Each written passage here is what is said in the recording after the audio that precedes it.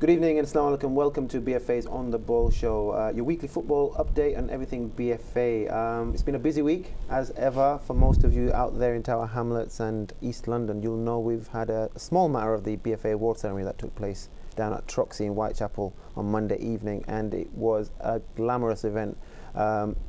Hundreds of people. I think there was in excess of 600. So we want to show you the highlights from the award ceremony from Monday night.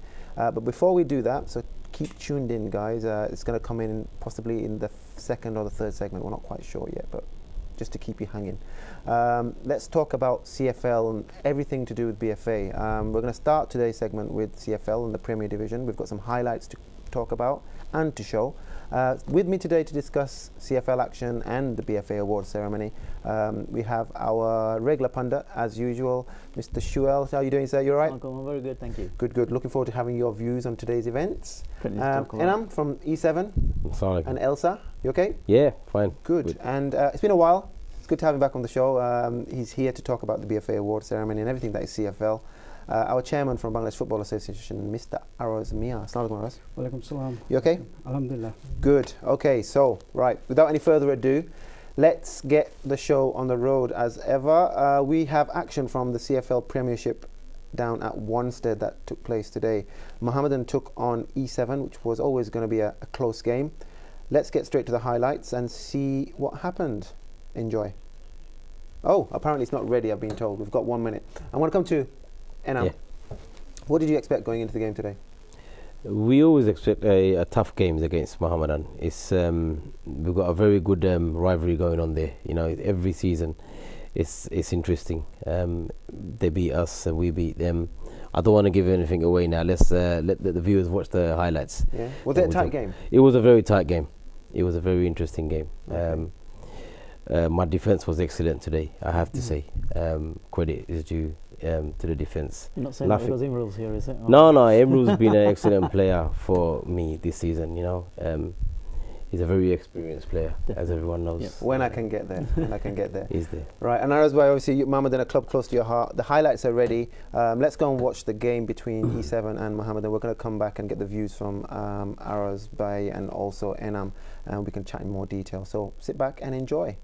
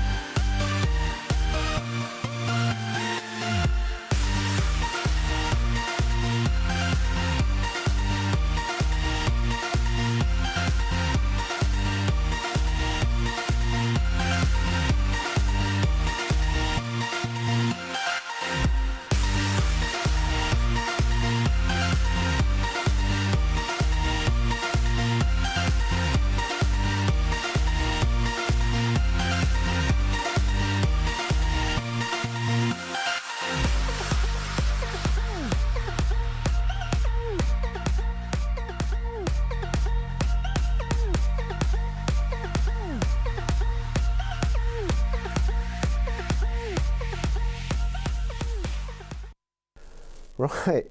What can I say about that? Mohammedan winning the game 1-0. I played in that game, and it was literally 80% possession, and the chances coming non-stop. But you know what? I'm going to let man to my left explain to you guys what happened. And tell us. I know the rivalry is there, but today really you should have taken your chances, right? Should have. First of all, I just want to say, at any level of football, if you don't take your chances, that's it. You know, the opposition will get 1 or 2 chances, they'll bury 1 chance, definitely. That's what happened today. Like you said, 80% of the chance possession we had in their box, in their half, we couldn't take 1 of them. So that's what you get at any level. Arsba, you'd agree with that? I totally agree. I mean, possession counts for nothing if there's no end product. I mean, look at Liverpool nowadays. I mean, the amount of possession statistically is high, but are they getting any results? No. So, I mean, you can pass the ball 5 yards, you know, in your own area, but the crucial thing is you have to do it at the right time at the opposition end. And obviously, as you both alluded to, at this level, is finishing is everything.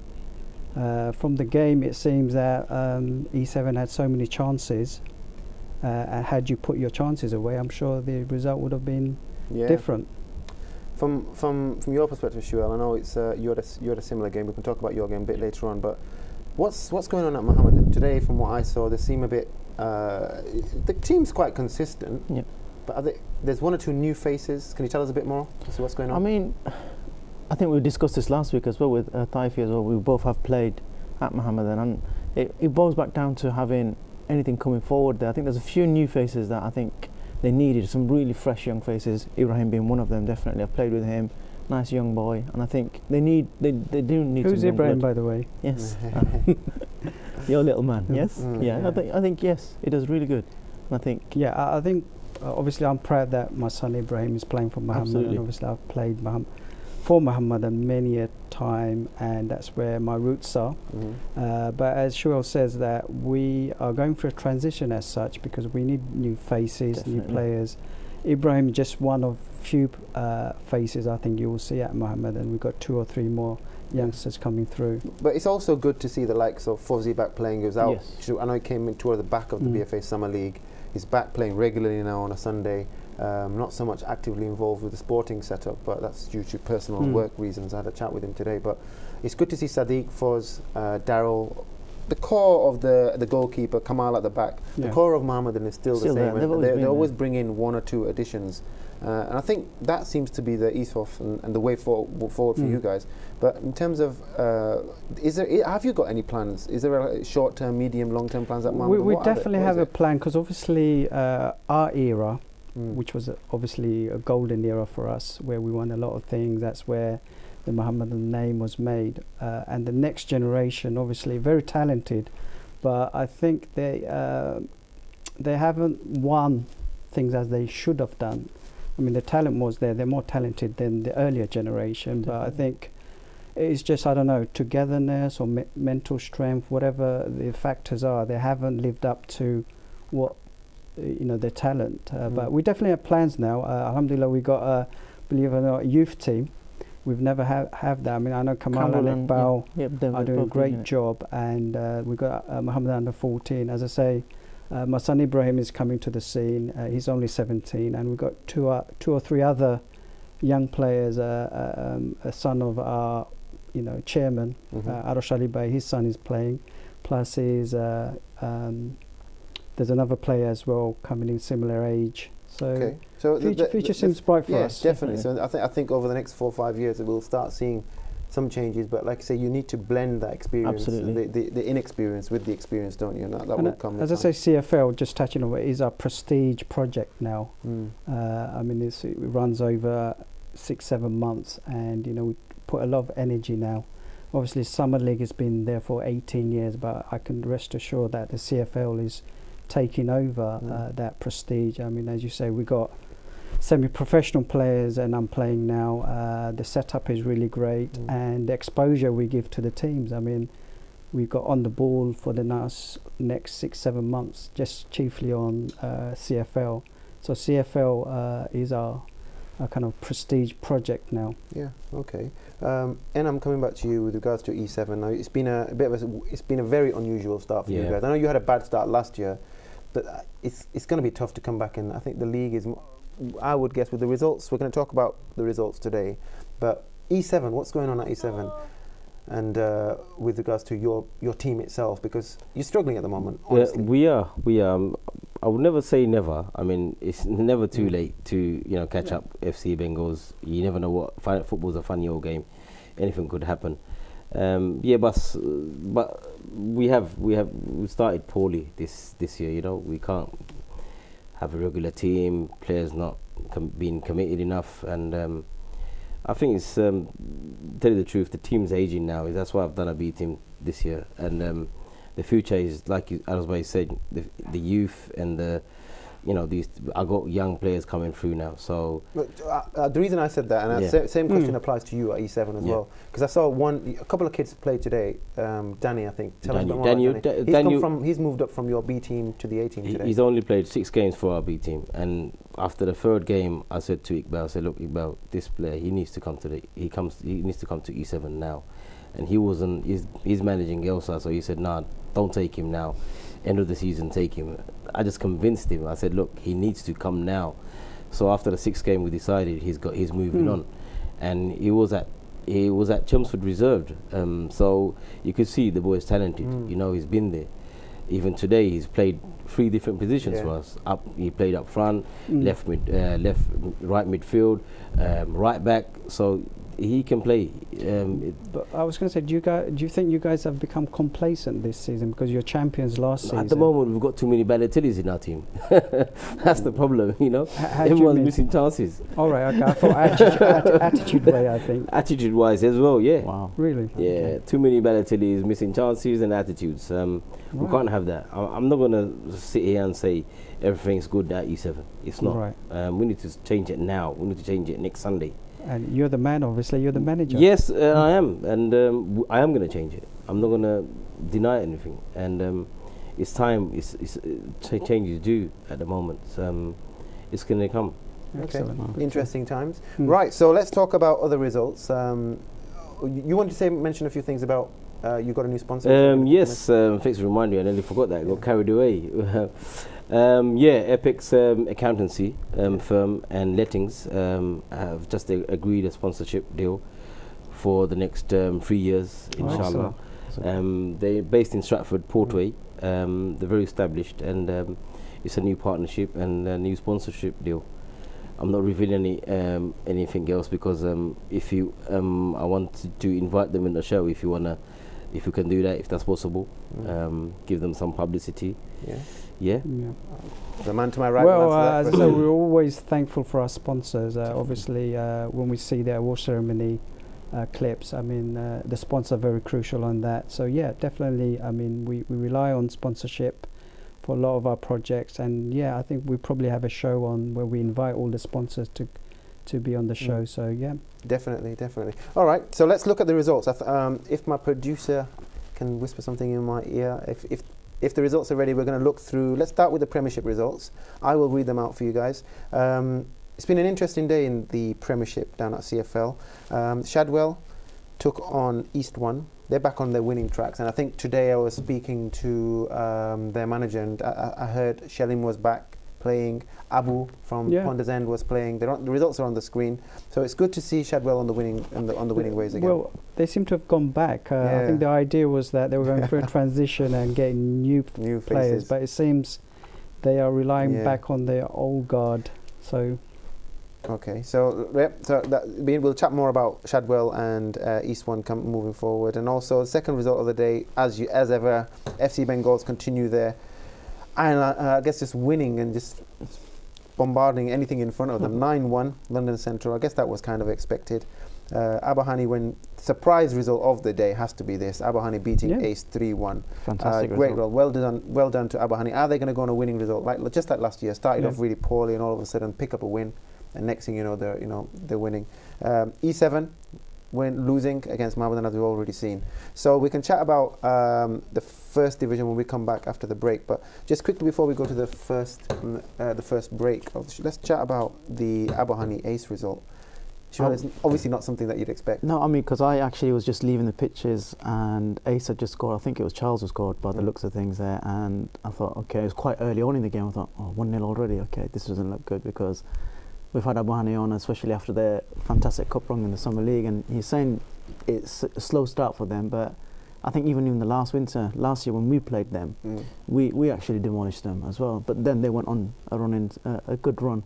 I think the same thing will probably happen again here now. So fantastic result for them. Okay, so I'm really happy. Ace at full strength from what you saw? It looked like it was there. From what I could see, it did look like they were at full strength. I mean, I can't remember every single phase because they've had a few changes as well. I think CFL is becoming more competitive now. Definitely. With the result, I think anyone can beat anyone on the day, so which is quite healthy, apart from obviously FC Bengals. FC Bengals. They seem to steamroll everybody. They're at a different level at the moment. But if anyone wants to come and stand to Wandsworth Flats and see the standard of football, you know, it's a very high standards. Like Abu Hani beating Ace, Mohammedan not having a good start season, coming back and beating E7. It's good. The competitiveness of the league is because I was there at 10 o'clock just to make sure everything was okay. And alhamdulillah, everything was like clockwork. All the team started 10 o'clock. All the referees were there. Everything was set up, and everyone was enjoying themselves. So, and I think that's what it is. That's definitely what it's about. And like I said, the best thing that I know is that we also have kids kicking the ball around as well. The families are coming along to watch their children or their husbands manage the team or whatever and playing the game. So, guys, long may it continue. We're going to go to a short commercial break. We're done for the first segment. When we come back, we're going to finish off with the Premiership, and we're also going to look through the first division results, and we'll try to sieve our way through some big results from today's action down at Wanstead. So go and make yourself a quick coffee, and we'll see you in 2 minutes. Assalamu alaikum.